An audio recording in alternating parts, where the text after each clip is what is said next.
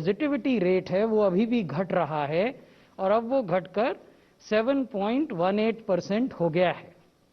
यदि हम 24 घंटे के पॉजिटिविटी रेट देखें पिछले सप्ताह में तो वो और भी नीचे हैं और 4.2% है। ये केसेस पर मिलियन की जानकारी हम आपको दे रहे हैं। अभी भी हम विश्व में सबसे कम केस पर मिलियन वाले देशों में से एक हैं। पिछले 2 सप्ताहों में यदि आपने ध्यान से इन आंकड़ों को देखा हो तो आपने ये पाया होगा कि जो विश्व का औसत नंबर था केस पर मिलियन का, हम उससे कुछ अधिक नंबर दिखा रहे थे। लेकिन पिछले दिनों में जो हमारे यहाँ केसेस की संख्या में गिरावट आई है, उसकी वजह से केस पर मिलियन पॉपुलेशन अब 6,225 है हमारे देश में, जबकि विश्व का एवरेज जो है, विश्व का जो औसत है वो 6,400 केस प्रति मिलियन है और अनेक देश ऐसे हैं जहां ये 30,000 तक भी है प्रति मिलियन। लेकिन हमें ये भी देखना होगा कि पिछले 7 दिनों में देश भर में और विश्व में जो नए केस आ रहे हैं उनमें क्या परिवर्तन हो रहा है। इससे ये पता चलता है कि पिछले हफ्ते में या पिछले सप्ताह में, पिछले 7 दिनों में विश्व में कहां-कहां इन्फेक्शन किस गति से फैल रहा है। पहले वाली स्लाइड में हमने आपको बताया था कि हमारे यहाँ हिस्टोरिकली क्यूमुलेटिव रूप में जो केस प्रति मिलियन है वो बहुत कम है। लेकिन अगर पिछले सप्ताह का देखें तो विश्व का एवरेज था 482 नए केस प्रति मिलियन पॉपुलेशन, भारत का एवरेज था 235 और अनेक देश ऐसे हैं जहां ये 5,000 से भी ज्यादा था प्रति मिलियन। और ऐसे देश हैं जिनकी आबादी हमारी आबादी से बहुत कम है।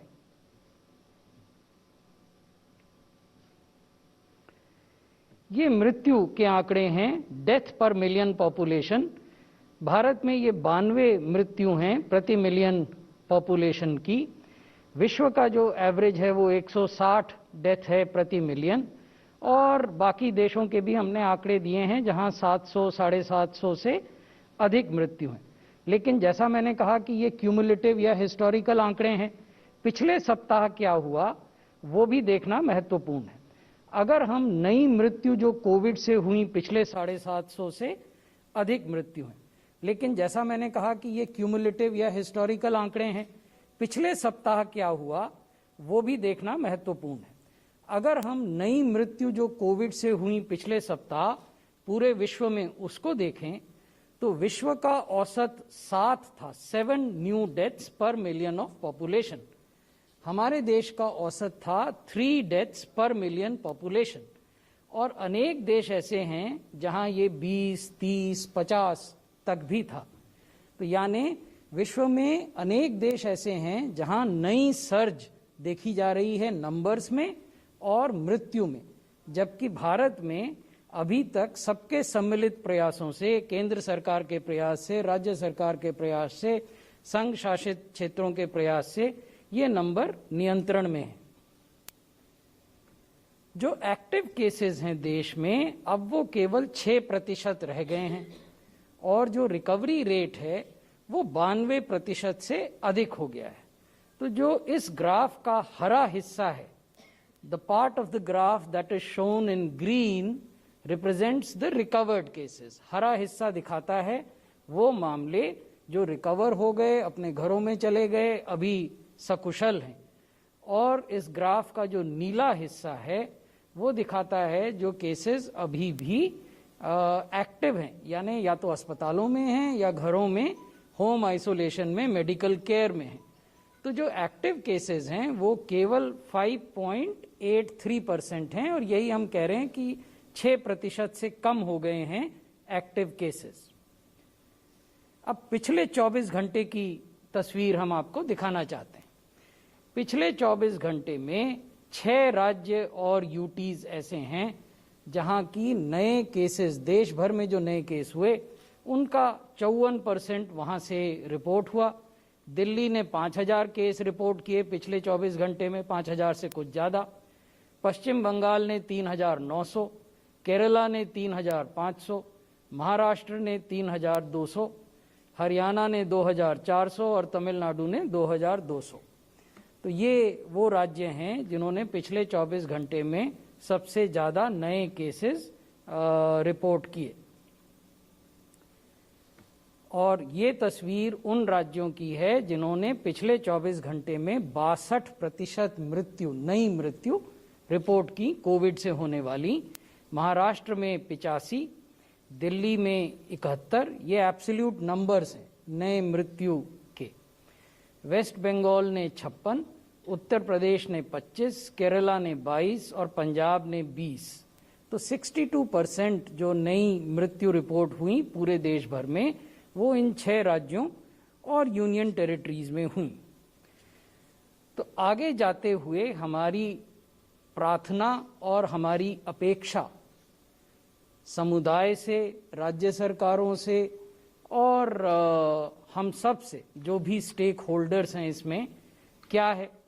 हमारी अपेक्षा और हमारी प्रार्थना है कि कृपया हमेशा हर समय फेस कवर और मास्क लगा कर रखें और ठीक ढंग से लगाएं।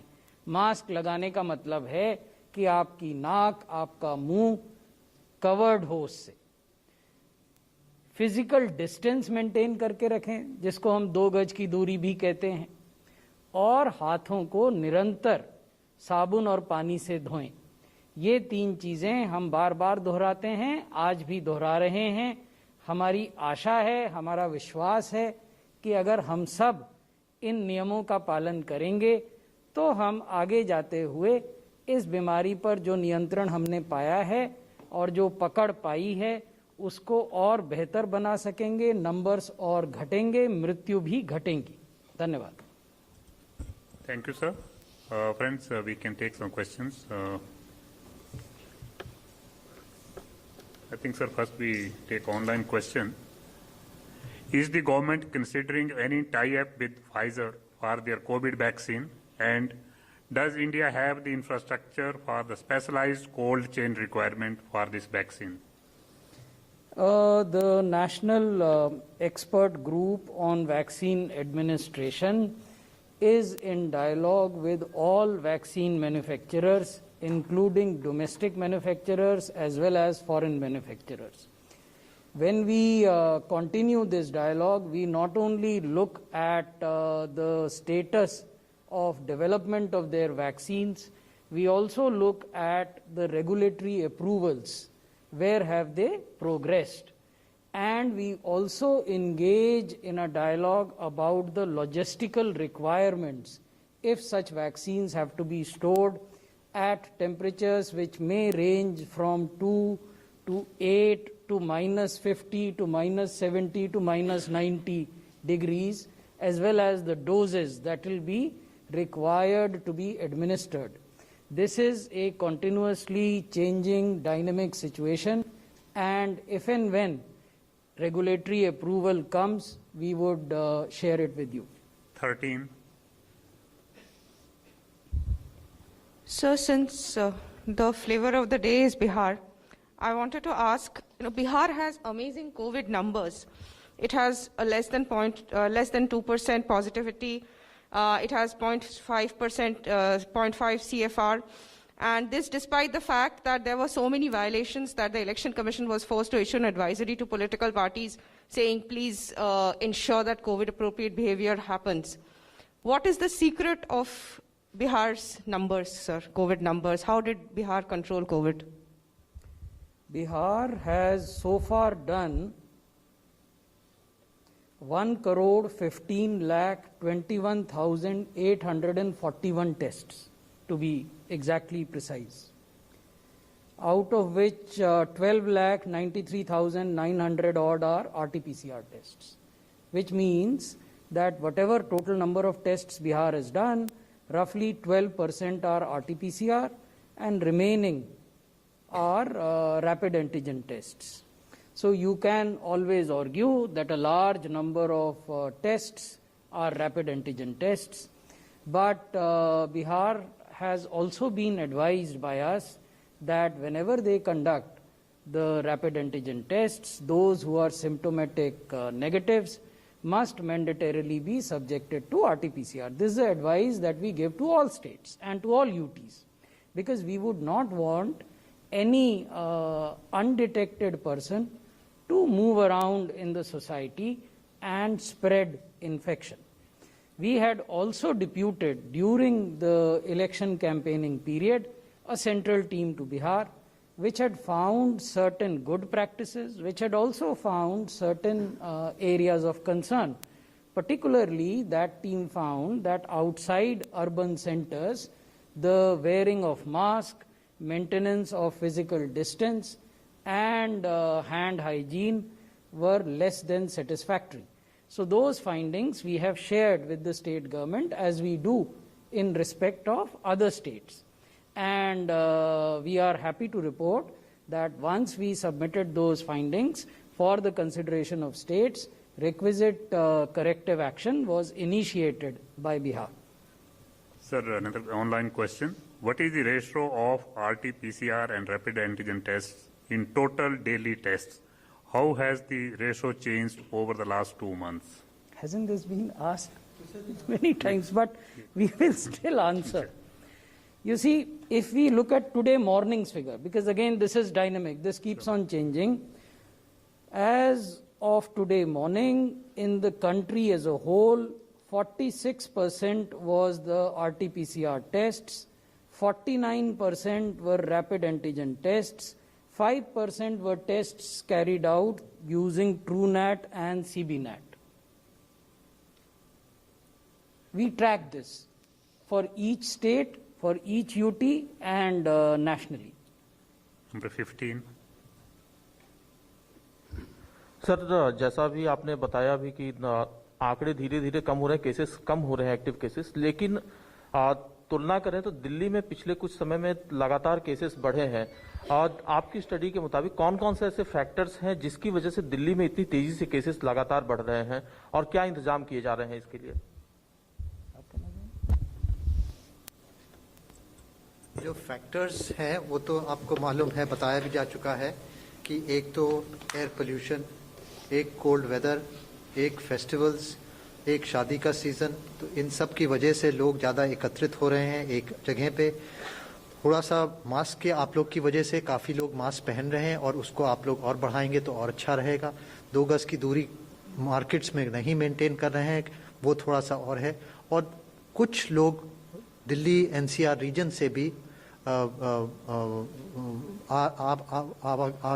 आवागमन भी ज़्यादा चल रहा है, तो इस क्योंकि फेस्टिवल्स की वजह से, इसलिए ये भी रीज़न हो सकता है जिससे कि केसेस बढ़ रहे हैं दिल्ली में। मगर जैसे कि बताया है कि दिल्ली में एक स्पाइक हुई थी मई जून के महीने में और जल्दी कम आई थी और बिल्कुल काफ़ी नीचे तक आ गई थी। फिर सेकंड स्पाइक जो हुई है वो सितंबर में हुई, वो बिल्कुल नीचे तक वापस नहीं आई। ये थर्ड स्पाइक तो डेफिनेटली है जिसमें हम लोग देख रहे हैं कि फर्स्ट सेकंड से ज़्यादा केस आए। Sir, another online question. Since the government is planning an early 2021 rollout, would the vaccines only be available in metro cities in India initially?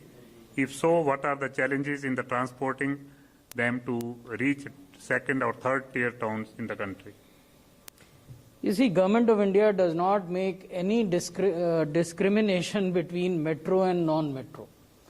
Whenever regulatory approvals for vaccines are provided, we have a plan which would ensure that vaccines would be available to all priority population groups, irrespective of the region where they reside. Number 18. Hello, sir. With regards to vaccines only, what is the situation with regards to deep freezers which can store vaccines at -70, -80 degrees Celsius? How many freezers do we have? And are we going to increase are we procuring more such freezers? We are in a position to not only augment and strengthen, but also add to our existing cold chain capabilities. We would separately share those procurement figures with you. They are not readily available with us at the present moment in time. But yes, the point is that any such large-scale immunization, vaccination, whenever it happens, would not only require a substantial increase in the number of cold chain points, but also a substantial increase in the number of cold chain equipment, including walk-in coolers, deep freezers, and reefer vans. 26. Sir मेरा सवाल भी दिल्ली को लेकर है। जिस तरह से लगातार केसेस बढ़ रहे हैं, अभी 7-8 हजार पर डे आने लगे हैं इसके आसपास, तो अभी भी आपने देखा होगा लगातार खबरें आ रही हैं कि दिल्ली के अस्पतालों में कई जगह ना आईसीयू की कमी है, वेंटिलेटर उपलब्ध नहीं है। तो जब ये केसेस और ज्यादा बढ़ेंगे, 15,000 तक जैसा अनुमान लगाया गया था वहां तक जाते हैं, तो उसके लिए किस तरह के इंतजाम है? केंद्र सरकार क्या देख रही है या दिल्ली में और इंतजाम बढ़ाने के लिए? पिछले सप्ताह मेरे स्तर पर दिल्ली की जो स्वास्थ्य विभाग की टीम है और दिल्ली के मुख्य सचिव हैं, उनसे एक समीक्षा की गई थी। उसके बाद जो यूनियन होम सेक्रेटरी हैं, गृह मंत्रालय के सचिव हैं, उनके स्तर पर भी एक समीक्षा की बैठक हुई थी। और पिछले ही सप्ताह जो भारत सरकार के माननीय स्वास्थ्य मंत्री जी हैं, उन्होंने दिल्ली के स्वास्थ्य मंत्री जी और उनकी टीम के साथ बैठक की थी, जिसमें हम सब उपस्थित थे। इन बैठकों में हमने दिल्ली के प्रशासन का ध्यान इस ओर आकृष्ट किया है कि यह आवश्यक है कि न केवल टेस्टिंग अधिक संख्या में की जाए, बल्कि टेस्टिंग टारगेटेड हो। जब हम टारगेटेड टेस्टिंग का उल्लेख करते हैं तो हमारा मानना यह है कि ऐसे स्थान जो कि इन्फेक्शन को फैलाने की संभावना या पोटेंशियलिटी रखते हैं, जैसे बाजार, जैसे वर्क प्लेसेस, फैक्ट्रीज, ऐसे स्थान जहां धार्मिक जमाव होता हो लोगों का, उन सब में टेस्टिंग की जाए। और दिल्ली सरकार ने वैसी टेस्टिंग प्रारंभ की है। दिल्ली में आपका कहना ठीक है कि पिछले एक सप्ताह अनेक दिन ऐसे थे जब 7,000 से अधिक केस आए, लेकिन जैसा मैंने अभी आपको दिखाया, पिछले 24 घंटे में दिल्ली में 5,000 से कुछ अधिक केस आए हैं, नए केस। तो कुछ तो गिरावट है, लेकिन हमें ये देखना पड़ेगा कि क्या ये ट्रेंड लंबे समय तक रहता है कि नहीं रहता। आपने 15,000 केस आने की संभावना का भी उल्लेख किया। ये एक संभावना है, ये कोई लक्ष्य नहीं है कि किसी ने कह दिया तो 15,000 केस आएंगे ही। वो तो संभावना इसलिए बनाई जाती है कि हम किसी भी प्रशासन को ये कह सकें कि जो वर्तमान ट्रेंड है केसेस के बढ़ने का, अगर ये अनवरत बिना रुके जारी रहेगा तो इतने केसेस हो सकते हैं। इसलिए आवश्यकता है कि आप इतनी संख्या में बेड्स की तैयारी करें, इतनी संख्या में ऑक्सीजन की तैयारी करें, इतनी संख्या में अन्य जो उपस्कर हैं या इक्विपमेंट हैं वो तैयार रखें, ताकि प्रोएक्टिव रूप में, ग्रेडेड रूप में, प्रीएम्प्टिव रूप में आप कार्रवाई कर सकें। 31. We claim that we have one of the lowest rates per million cases in India, but then we also test much less than many other countries. In a sense, like we are on 100th on the list of per million tests. So how do you justify that? Okay, we do not claim that we have the lowest. In fact, we do have the lowest. Those are the facts. If you do not believe us, please look at the global websites. So which are the global websites that track COVID? The first global website that tracks COVID numbers is Our World in Data. Please have a look at that. The second global website that looks at COVID numbers is Worldometer. Please have a look at that data. Those websites are not controlled by the union government or by any other agency of the union government. These are global websites. They track global numbers and different countries. So my first submission is that it is not our claim versus some other country's claim. These are numbers which are in the public domain, and these are transparent numbers. So that is the first thing. The second thing is testing. I just told you that if we look at absolute numbers, historical numbers, we have tested 11 crore plus samples, which is second highest tests in the world. If we look at daily numbers, average daily numbers, then we test 11 lakh more more than 11 lakh per day. In fact, I had a slide which I omitted to show you, but next time I promise, even if you are not here that day, we will show that slide to you, which tracks average daily tests done by India and done by at least 6 top countries of the world, which will show you that if we take last 2 weeks' figures into account, I'm not talking of historical figures, because week on week we are increasing. If we take last 2 weeks' figures, we are testing more than any other country in the world, more than any other country. Average per day tests. You see, you can always quibble. Let me explain this in Hindi. जैसा जीवन में होता है, वैसा ही infection से लड़ाई में भी होता है। एक नजरिया है कि आप नुक्ताचीनी कर सकते हैं, आप मीन मेक निकाल सकते हैं। दूसरा नजरिया है कि आप देख सकते हैं कि ये काम अच्छा हुआ और आप उसकी बढ़ाई कर सकते हैं और अन्य लोगों को कह सकते हैं कि अच्छा काम कर रहे हैं, आप भी ऐसे ही अच्छा काम करें।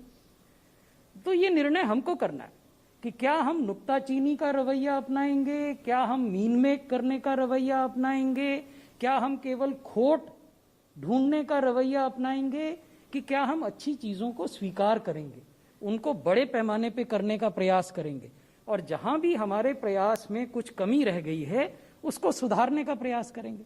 तो हम दूसरे रवैये का पालन करते हैं कि जो लोग अच्छा काम कर रहे हैं, अगर राज्यों में अच्छा काम हो रहा है तो उसकी प्रशंसा होनी चाहिए, किसी संघ शासित क्षेत्र में अच्छा काम हो रहा है तो उसकी प्रशंसा होनी चाहिए और लोग भी वैसा करें। जहां कहीं कमी रह गई हमारे प्रयासों में उसको हम इम्प्रूव करें, उसे बेहतर बनाएं, ये हम सबका सम्मिलित प्रयास होना चाहिए। 37. So my question is regarding both Pfizer and Moderna, given the fact that Moderna requires -25, Pfizer's vaccine requires -70. If you could just tell us what the conversation with Pfizer particularly has been, given the fact that they've made a claim of 90% efficacy. I also have a second question on Bihar. Is it estimated that in days to come, because of the political rallies, would you see a further increase in cases? Are you expecting a spurt in Bihar?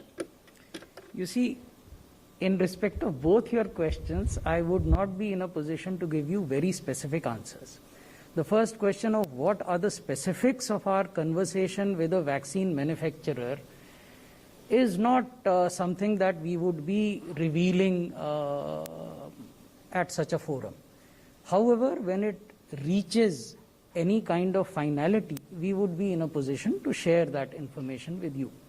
As far as Bihar is concerned, I have just told you, other colleague of yours, that we had sent a central team because we are also concerned not only about Bihar but about other states also where by-elections were announced and where there were reports that social distancing is not being followed, mask is not being worn. So central teams had gone to all these states and their reports we had received and we had shared with the state. And we had drawn the attention of the state to certain points that these central teams had made. And those points where a follow-up action, time-bound follow-up action was required by the state. And as I also said that the cause for satisfaction for us is that when we drew the attention of the state to those points which were made in the report of the central team, the states did initiate action to rectify whatever were the defects. However, these are things which are long term. So what has happened in Bihar last week or maybe 10 days ago would take time to manifest itself, either in terms of new numbers or in terms of any other development. So this is something which requires close watch. And within the ministry, we do keep a close watch. There is a particular division headed by our colleague, Joint Secretary Love Agarwal, who's sitting here, which does it on a 24-hourly basis. Love, would you want to supplement this?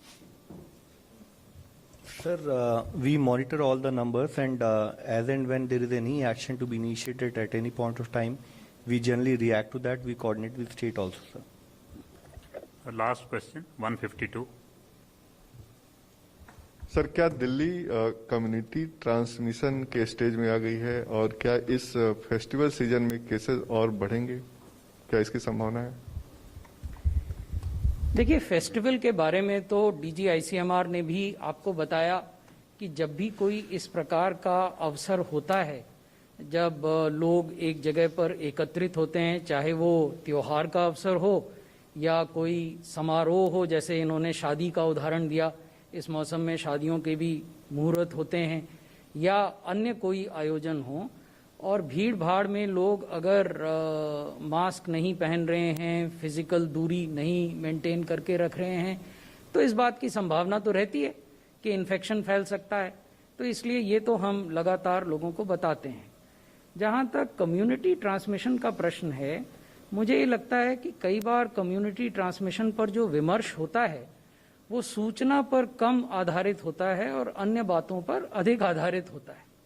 तो हमें इस तरह के discussion evidence पर और science पर आधारित करने चाहिए, क्योंकि ये महत्वपूर्ण बात है। तो इसको मैं अंग्रेजी में भी समझा देता हूँ। You see, the discussion on community transmission is quite often informed by less than adequate information and less than adequate facts. So our request to all of you is that whenever we do this kind of a discussion, it should be based on science, it should be based on facts. Thank you very much, sir. Thank you, friends.